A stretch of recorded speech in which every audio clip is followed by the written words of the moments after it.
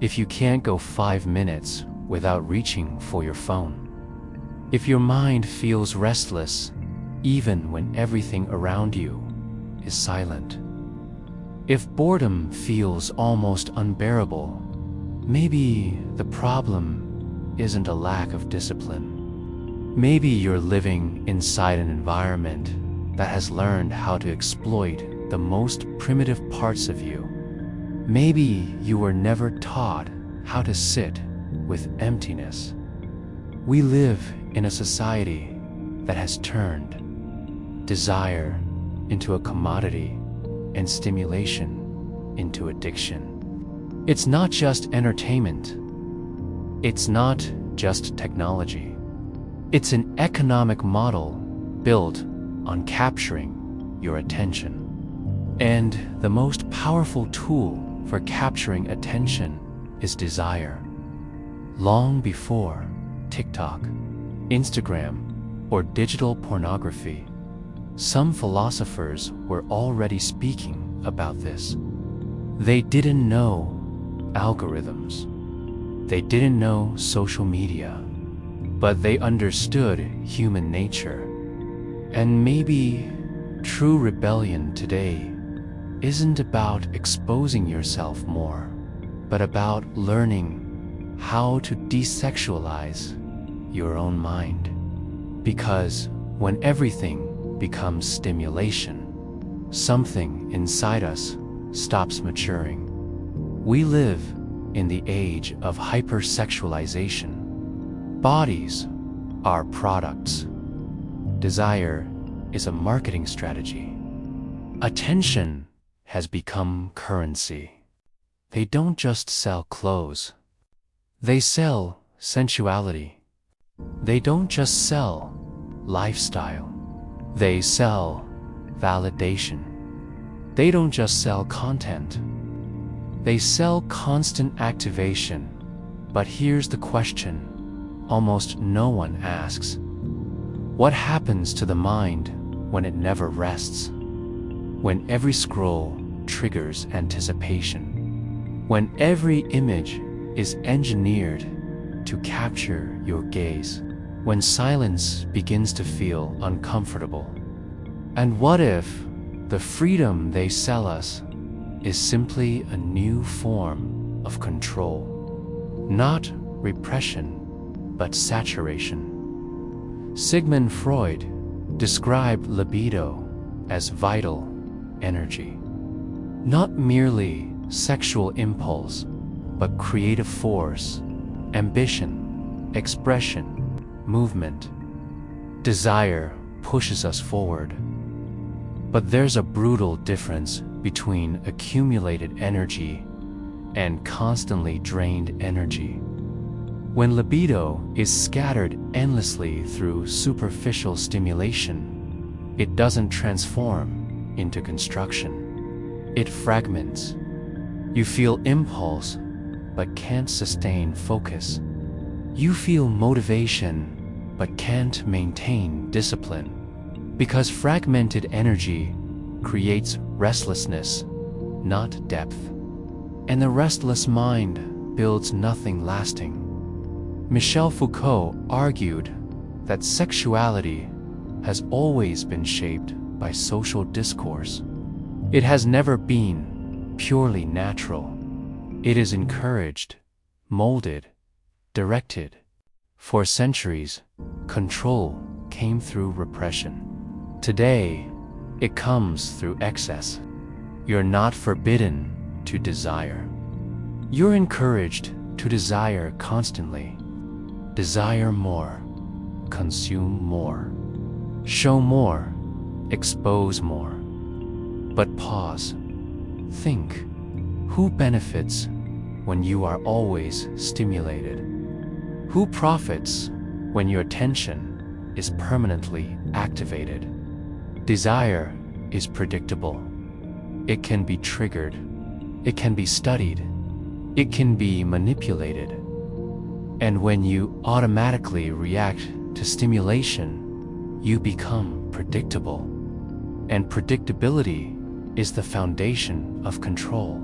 BYUN Chill Han describes our time as the achievement society. We are no longer disciplined by force. We are disciplined by incentive. You want to be seen. You want to be desired. You want to prove your worth. And in this process, the mind never rests. It is always activated, always waiting for the next validation, always chasing the next stimulus. This creates exhaustion. Not physical exhaustion, but silent mental fatigue. You don't realize you're tired. You just struggle to concentrate, struggle to go deeper, struggle to sustain anything for long. Because your mind has been trained to switch stimuli constantly. Schopenhauer said, life oscillates between desire and boredom. We desire something, we obtain it, we grow bored, and we desire again. This cycle has always existed, but now it is accelerated by technology. You don't have to wait for the next desire. It appears in seconds. Notification, image, comparison, validation. The space between impulse and reaction has nearly disappeared. And without space, there is no awareness. To desexualize the mind is to reclaim that space. It is to insert a pause between impulse and action. To observe before reacting. To transform automatism into choice. When you reduce stimulation, discomfort appears at first because you encounter silence, and silence reveals insecurity, anxiety, loneliness, emptiness. Maybe that's why we avoid it. But in silence, energy accumulates. In silence, focus strengthens. In silence, desire stops being dispersion and becomes direction. This isn't about denying the body. It isn't repression. It isn't moralism. It's sovereignty. It's recognizing when desire is truly yours and when it was implanted. It's choosing when to consume, choosing when to expose yourself, choosing when to desire.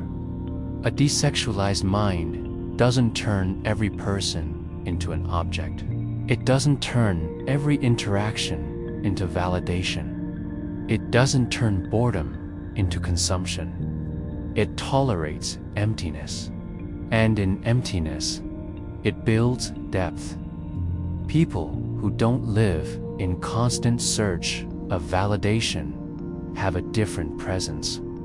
They feel centered, stable, whole, because energy that isn't scattered becomes presence, becomes clarity, becomes direction.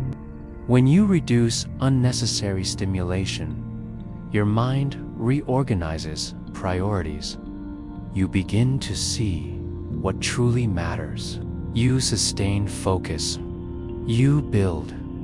And that changes your entire relationship with the world. Imagine a generation capable of being alone without anxiety, reducing unnecessary stimuli, choosing what they consume, transforming energy into creation. That would be dangerous for a system that profits from distraction, because a mind that controls its impulses is not easily manipulated. A desexualized mind is not cold. It is strategic. It doesn't eliminate desire. It directs it. It doesn't react automatically. It chooses. Maybe The true revolution today isn't about showing more, but preserving more. Not consuming more, but selecting better. Not desiring constantly, but choosing when to desire. If this made you question something, then it has already fulfilled its purpose. Observe your own mind. It may be more conditioned than you realize.